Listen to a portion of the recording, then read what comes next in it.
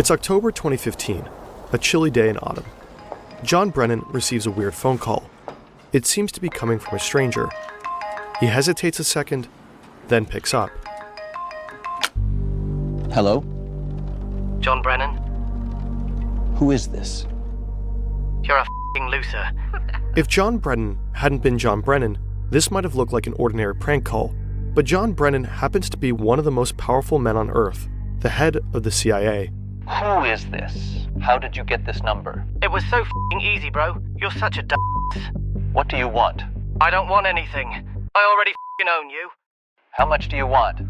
We want $5 trillion. The US government will classify this call as part of a larger conspiracy of identity theft, harassment of government officials, and cyber terrorism. The caller will pay a heavy price for this moment of trollish glory. Why are you doing this?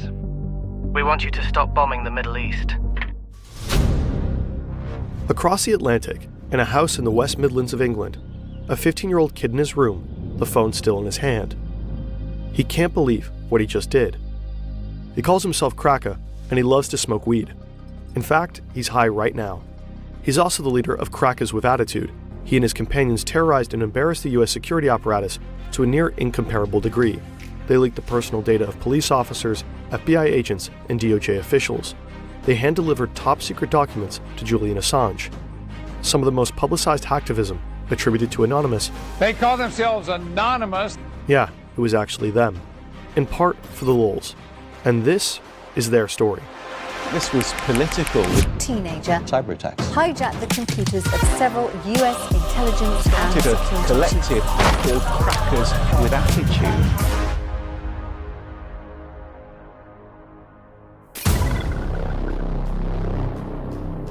2008 in Virginia, a different kid who only calls himself Default. He's a pretty typical American teenager. He loves soccer, video games, and his dog. He often clashes with his father, who works in the government.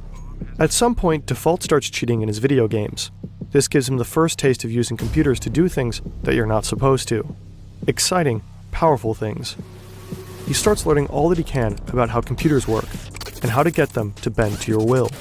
2008 was an exciting time to get into hacking.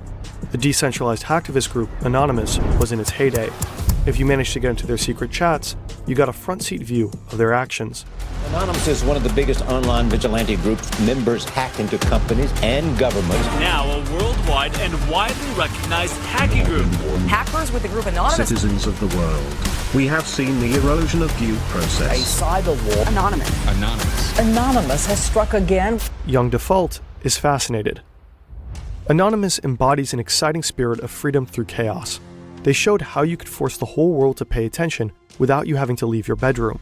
Some Anonymous actions are political, some are just trolling, and Default, after tasting this very new kind of power, is keen to learn everything he can about hacking.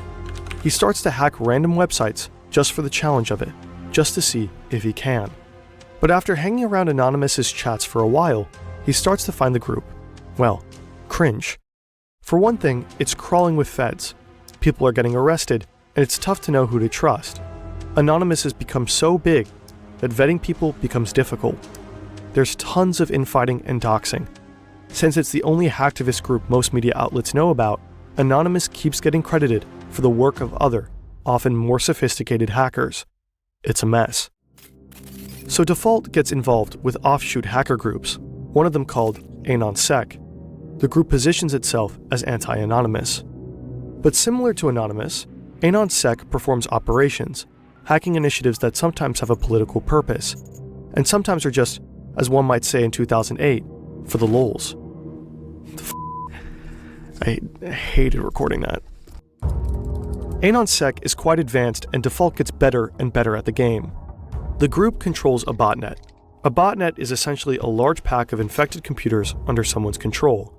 You can use those computers to further spread malware across the internet to make the botnet larger and larger. Or you could, for example, attack a server with it in order to overload it. Default is tapping around AnonSec's botnet and gets curious about what computers they've actually gotten under their control. He finds that one is a server of the Canadian Medical School, Windsor University. Suddenly, Default finds himself with direct access to the university's finances. He pulls up records of students who owe the school money. It all adds up to $9.4 million. And at the bottom of the list, something very tempting. A delete all button. How could he not push it? These people might, really enjoy having their slate wiped clean, as it were.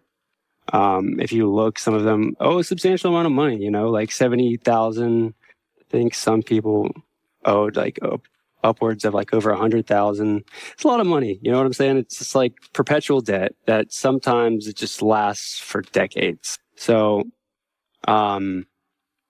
just deleted everything. I went into the PHP shell and just sent everything to DevNull and just shredded it. So whatever I sent there is just not coming back. This is from the podcast Darknet Diaries. They have a fantastic episode with Default. Of course, this story poses some questions. We tried asking the university if the debt stayed deleted. They did not answer. But usually student loans have multiple on and offline and offsite backups. There should be hard copies of the student's signed loan agreements. However, Default feels like he's really doing something at the time. There is a certain rush to committing a crime when it feels like doing the right thing. Other hackers might have used the sensitive student information to make a profit. There's actually a shadow industry worth billions surrounding our most sensitive data.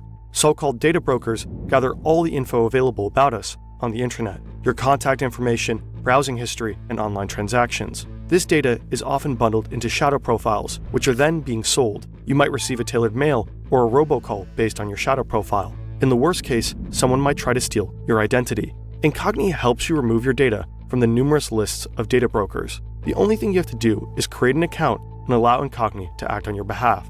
Afterwards, you can easily track the status of all the requests in the dashboard. Check out incogni.com/FernTV for an exclusive 60% discount on a 1-year plan using the code FernTV. Additionally, benefit from a 30-day money-back guarantee. Despite Incogni's efforts, some of your data might still linger online. Always remain cautious when sharing personal information anywhere. By trying out Incogni, you're actively supporting our channel.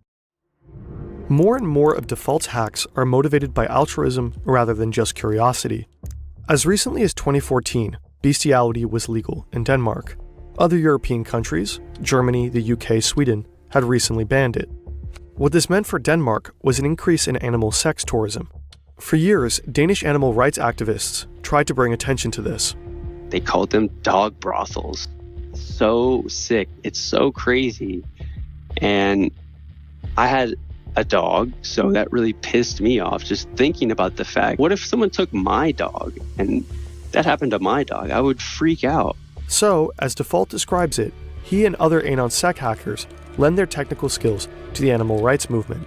So I think we took down the official Denmark government website, and then we actually defaced it, and said, did you know that your government allows bestiality?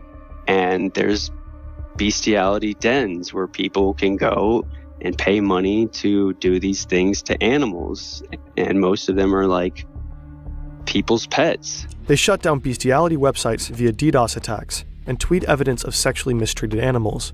The information reverberates around the world and is widely condemned. Anonymous gets credit for AnonSec's actions, which deeply annoys Default. But it works. In part due to the hacks, more people know about Danish dog brothels. They talk about them online, protest them, until the case winds up in Parliament. In April 2015, Denmark finally bans bestiality. While Default is leveling up as a hacker, he also becomes an early adopter of crypto. He accumulates a significant amount of Bitcoin, more than 1,000. This would amount to a lot of money today, somewhere around $40 million US.